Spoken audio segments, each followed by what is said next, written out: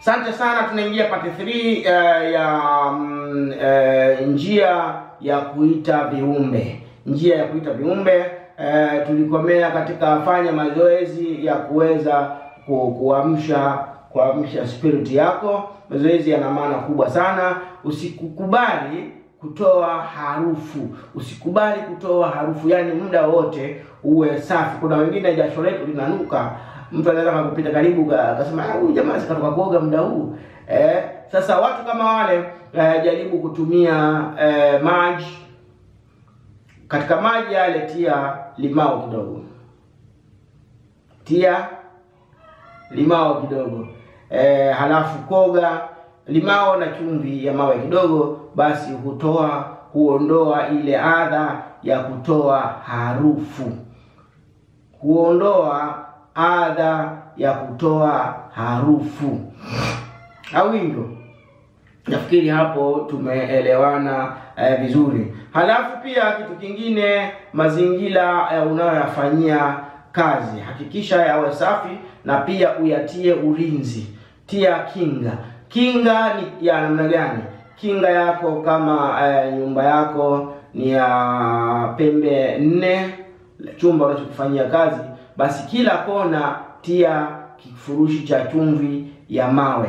Ile kunyonya nguvu hasi ambazo zinaweza kukusababishia kuita kiumbe mbaya. Yote hayo ni maandalizi. Unaweza kufanya kitu. Kuna bwana mmoja alikuwa anasema anataka kuita jini wa aina yoyote. Jini wa aina yoyote, nikamwambia basi kanunua kibatari. Kanunua kibatari. Kibatari kile mafuta yake ni mafuta ya kitimoto. Alafu utambi wake ni utambi wa kwenda na kurudi. Nafikiri wataalamu mtakuwa mnifahamu. Basi unawashia juu ya kaburi, unaanza kumuita. Ile haihitaji kufunga, haihitaji mazoezi, haihitaji nini. Anakuja pale pale. Sasa ile bwana, yule shetani yule alipokuja, anamwambia mimi ninaitwa Kharusul Afriti. Wewe unaitwa nani? Akamwambia bwana mimi naitwa Bwana Juma. Bwana Juma unasemaje? Mimi nataka mali. Unataka mali? Toa nguo zote. Jamaa akatoa. Halafu sasa jamaa ndo linakuja kutoa jadidi yake. Punda akasome ile jadidi yake, ile bakora. Punda akasome, wala halini kasusi wala aliweki mkongo. Jamaa alichokifanya na nguo aliacha, alichomoka, alikimbia mpasa. Kwa hiyo sasa unapokuwa unaita jini au unapokuwa unaita kiumbe, jua ni kiumbe gani unaye muita. Mfano kama mimi ninatumia hii hapa. Huwa napiga hapa kwenye moyo, kwenye korameza, nimemaliza. Hii inaitwa Deadly Code. Kodi, ufunguo wa wafu. Hii perfume yenyewe ina mambo yake mazito ambayo unaweza ukaitumia hii pia ukaita kiumbe. Lakini sasa yanatakiwa bado maandalizi. Kwa sababu unaweza ukasema namuita baba yangu ashafariki, nataka nizungumze naye. Unaona, mfano kama kuna sehemu moja nimekwenda na kuta wataalamu wanasema tuna watu wa mbele huko tunatumia mzimu wa Mwalimu Nyerere. Tunatumia mzimu wa Mwalimu Nyerere. Na kweli sauti unaisikia ni Mwalimu Nyerere, kila kitu kicheko cha Mwalimu Nyerere. Wanafanyaje? Allahu a'lam. Na kwa sababu wanasema ainul ghaib, kila mtu na elimu yake. Kwa hiyo kuna njia ya kuita wafu, kuna njia ya kuhudhurisha mzimu wa mtu ambaye yuko hai huko kalala, lakini ukamuita akaja hapa na mkazungumza naye.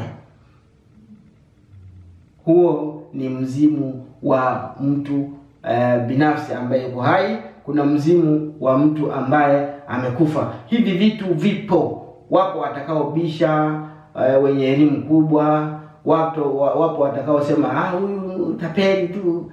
Unaona, sababu mti wenye matunda ukosi kupigwa mawe.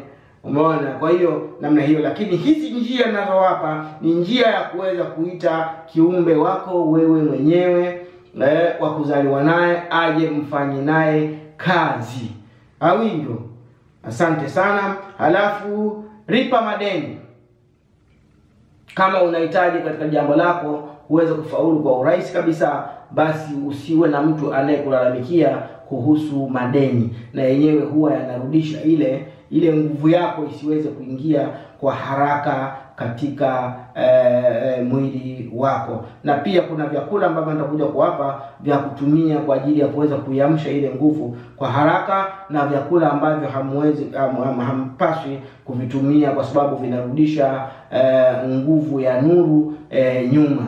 Allahumma nuru samawati wa fil ardi kamithli nurika ya nuri tawakhar ya nuri bihaqi huwa wa bihaqi huwa.